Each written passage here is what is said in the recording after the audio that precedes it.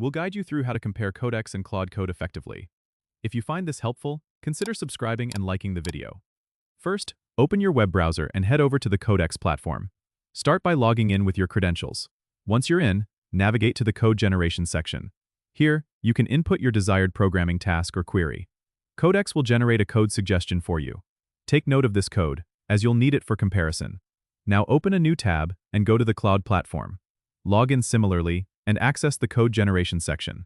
Input the same programming task or query that you used with Codex. Claude will provide its version of the code. Once both codes are generated, you can start comparing them.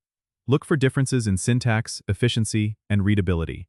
Codex might use more traditional coding approaches, while Claude could offer a more innovative solution. Consider running both codes in a development environment if possible. This will help you see which one performs better in terms of speed and resource usage. You might also want to check how each handles edge cases or errors.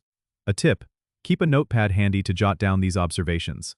This will come in handy if you're deciding which AI tool suits your needs better.